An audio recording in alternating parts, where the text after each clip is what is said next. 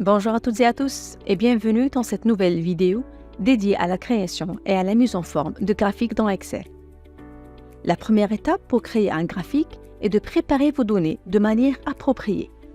D'abord, assurez-vous que vos données sont organisées avec des entêtes de colonnes et de lignes. Ensuite, sélectionnez les données pertinentes pour votre graphique. Commençons par créer un graphique de type secteur. Pour cela, sélectionnez les cellules NBVAL et NBRAT avec leurs valeurs. Ensuite, rendez-vous dans l'onglet Insertion. Dans le groupe Graphique, explorez les différents types de graphiques disponibles, histogramme, graphique en courbe, diagramme à secteur, etc. Sélectionnez le type de graphique secteur et voilà, votre graphe est généré. Prenons maintenant un deuxième exemple. Commencez par sélectionner la colonne étudiant. Ensuite, maintenez la touche CTRL et faites un clic glissement sur la colonne moyenne. Dans l'onglet Insertion, choisissez un graphique, par exemple histogramme 2D.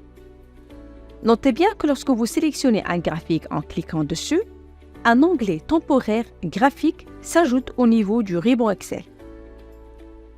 En sélectionnant votre graphique, vous pouvez le remplacer par un autre type dans l'onglet Graphique dans le groupe Modifier le type de graphique. Prenons un troisième exemple.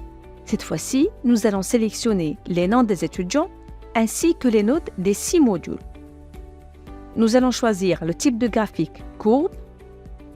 Ensuite, on va cliquer sur le bouton Intervertir ligne colonne. Voilà, le graphique est maintenant généré, nous permettant de visualiser la performance de chaque étudiant à travers les différents modules. Passons maintenant à la personnalisation du graphique. Commencez d'abord par le sélectionner, rendez-vous dans l'onglet temporaire graphique, puis cliquez sur Format.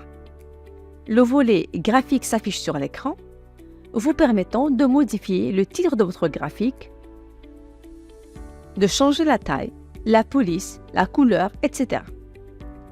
La même chose pour la modification de la légende. Vous pouvez désactiver son affichage.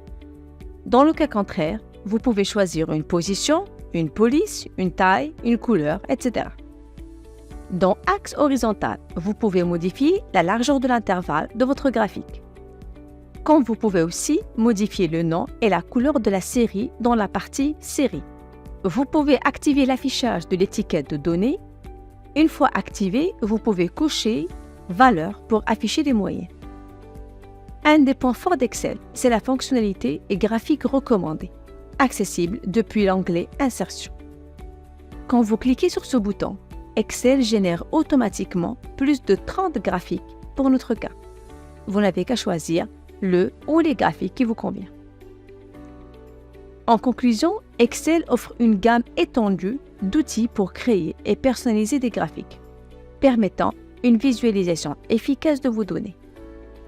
Continuez à explorer et à expérimenter les différentes options pour tirer profit de tout le potentiel d'Excel. C'est tout pour cette vidéo. Merci de l'avoir regardée.